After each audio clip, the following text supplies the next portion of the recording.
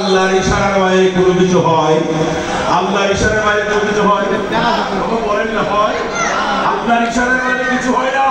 আজকে আমরা যারা আল্লাহর বলিদের দরবারের মধ্যে আসলাম, আমরা আপনারা অবশ্যই জানি ওই ইন্ডিয়ার জমিনে যারা রাজত্ব করেন, ইন্ডিয়ার জমিনে যারা রাজা হন, এরা নিশ্চয়ই আমার খাজায়ে খাজাগান, রাজায়ে হিন্দুস্তান, মুঈনুদ্দিন হযরত খাজা মুঈনুদ্দিন চিশতি আজমিরি সঞ্জরি রাহমাতুল্লাহ আলাইহি চৌকাঠের মধ্যে গিয়ে ফটা দিয়ে ওখান থেকেই তারা রাজত্ব নিয়ে আসেন। কথা বলেন ঠিক কিনা?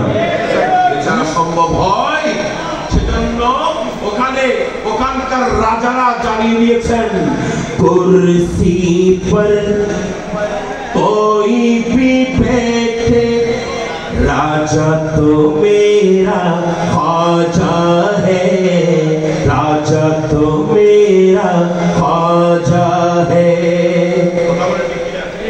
कुर्सिर मध्य যেই বসুক না কেন, রাজা কিন্তু আমার খাজা।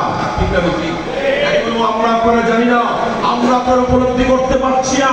গৌসুল আজম হযরত কিবলায়ে আলম ওনার মাজারে পাক যদিও এই ফরিদপুরের জমিনের মধ্যে আপনারা একটু মনোযোগ দিয়ে খেয়াল করলে দেখবেন তো আহলে সুন্নাত ওয়াল জামাত একমাত্র হক পথের মধ্যে যে দলটি আছেন, যেই দলের প্রতিষ্ঠা আজকে থেকে নয়, যে দলের প্রতিষ্ঠা 70 বছর আগে নয়, যে দলের প্রতিষ্ঠা শুধুমাত্র 100 বছর ধরে নয়, যে দলের প্রতিষ্ঠা 150 বছর ধরে নয়, যেই দল আমার নবীর যুগ থেকে শুরু হয়ে আসছে, যে দলের প্রতিষ্ঠাতা স্বয়ং আমার রব্বুল আলামিনের প্রিয় মাহবুব নবী আকায়ে দুজাহান তাজদারে মদিনা মনসুরা মুদিসরা তবিবরা তবিব কুলুবনা মাওলানা মারজানা আহমদ মুস্তাফা মুহাম্মদুর রাসূলুল্লাহ সাল্লাল্লাহু আলাইহি ওয়াসাল্লাম নিজেই যে দলের প্রতিষ্ঠাতা, সেই আহলে সুন্নাত ওয়াল জামাতের বর্তমান মূল পদের মধ্যে যারা আছেন উভয়েই কিন্তু ফরিদপুরের মানুষ।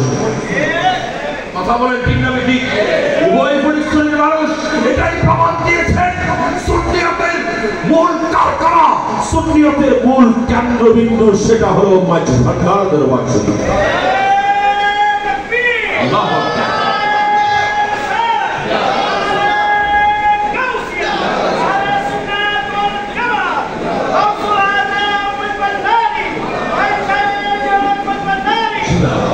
কথা বলেন ঠিক কিনা? সুন্নিয়তের ক্যান্টনমেন্ট যেটা, সেটা হলো মাঝভান্ডার দরবার। সেটার একটা উপমা যদি আপনাদের খেদমতে আমি আপনাদের খেদমতে যদি বলে যাই, এই ফরিদপুরের জমিনের মধ্যে আপনারা হয়তো অনেকে শুনেছেন, ফরিদপুরের জমিনের মধ্যে যখন ওখানকার এলাকার মানুষ যখন যে সমস্ত মেম্বার পদপ্রার্থী যারা হযরত কিবলায়ে আলমের দরবারে যেতেন, যারা বাবাজান কিবলার দরবারে যেতেন, এবং এর পরবর্তী যারা হযরতে ওসি গৌসুল আজমের দরবারে যেতেন, এর পরবর্তী যারা বিশ্বনবীর দরবারে যেতেন, এরাই একমাত্র তখন ওখানে ক্ষমতায় বসতেন।